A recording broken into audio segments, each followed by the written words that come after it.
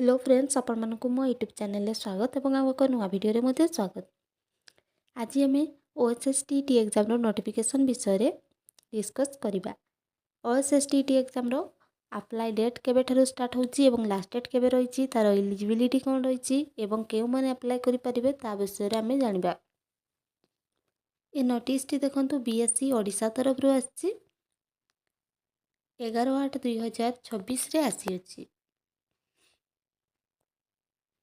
एथिरे आपण माने 3/8/2026 टारू अप्लाई करि परिबे। लास्ट डेट रही 17/8/2026 एवं अप्लाई करिबार मोड टी रही ऑनलाइन मोड रे अप्लाई करिवे।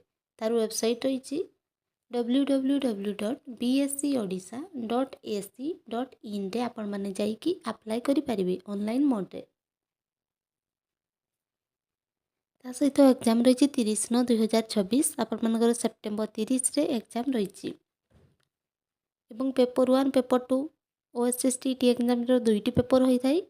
पेपर 1 को माने देबे जो माने आपण मानकर TGT PCM CBZ arts Hindi Sanskrit Urdu Telugu यही माने आपण माने पेपर 1 अप्लाई करिवे एवं प्ले एजुकेशन टीचर बा PET जो माने करिसंती से माने आपण माने पेपर 2 को अप्लाई करिवे जो माने हाई स्कूल टीचर हेबा पई चाहुचंती।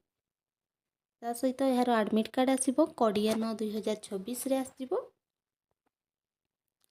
यार एलिजिबिलिटी पई मार्क केते आवश्यक ताहा देखंतु।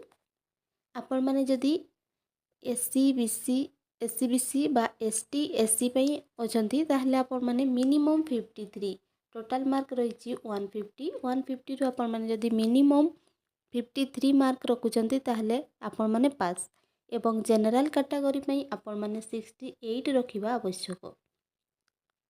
आपण माने आराम से रखि परिबे। आपण माने टिके भलो भाबरे पेडागोजी को देखंतु इंग्लिश ग्रामर एवं ओडिया को देखंतु ता सहित क्वालिफाई कर जिवे भलो भाबरे।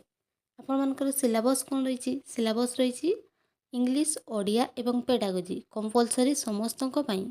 इंग्लिश आसीबो 20 मार्क्स रो ओडिया आसीबो 20 मार्क्स रो एवं पेडागोजी ता सहित कंटेंट पार्ट रो आसीबो 60 मार्क्स रो।